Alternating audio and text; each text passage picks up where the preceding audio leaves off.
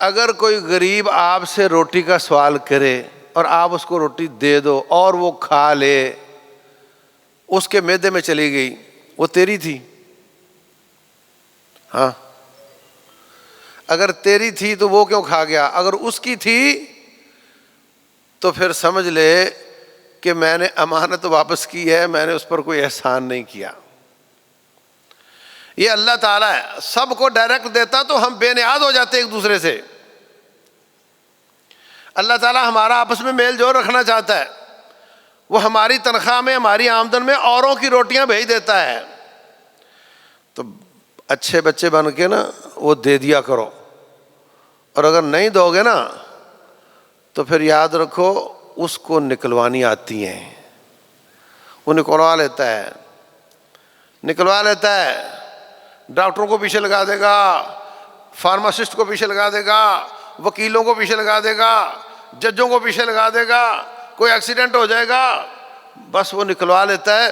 اس لیے اچھے بچے بن کے وہ دے دیا کرو، اور فکر نہ کرو کہ آپ کہو کہ اس میں ایسا نہ ہو کہ ان کی تو میں نے دی، کہیں میری بھی نہ چلے جائیں، تیری نہیں جاتی، اور اگر گئی بھی نہ فَهُوَ يُخْلِفُهُ وَهُوَ خَيْرُ الرَّازِقِينَ، وہ آپ کو نعم البدل عطا فرمائے گا اور بہترین رزق دینے والا ہے۔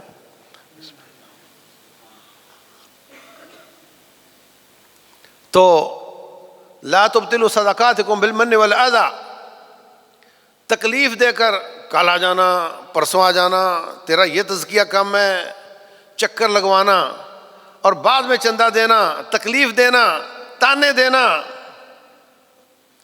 اور پھر اس کے بعد احسان جتلانا کہ میں نے دیا تھا تمہیں، ہمارے چندے پہ تم نے یہ کیا تھا وہ کیا تھا، یہ تکلیف دینا اور احسان جتلانا، فرمایا اس سے تمہارے صدقات باطل ہو جاتے ہیں۔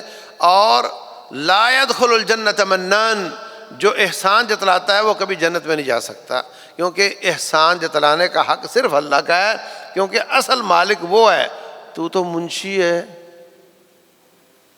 ایک ہوتا سیٹھ، ایک ہوتا منشی۔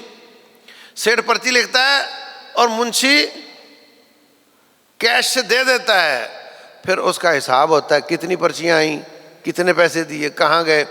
اور سیٹھ کو کوئی پوچھتا ہے کہ تو نے پرچی کیوں لکھی تھی، تو جب اللہ قیامت والے دن تو اس سے پوچھے گا مال کیسے کمایا اور کہاں لگایا، تو اس کا مطلب تو سیٹھ تو نہ ہوا، تو منشی ہوا۔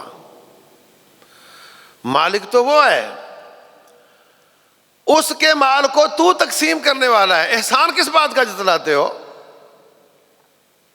تو تقسیم کرنے والا ہے، تیرا مال تو تیرا ہے نہیں۔ ان اللہ اشتری من المؤمنین انفسہم واموالہم بان لہم الجنہ، اگر تجھے جنت چاہیے تو نہ تو اپنے آپ کا مالک ہے، نہ اپنی اولاد کا مالک ہے، نہ اپنے مال کا مالک ہے۔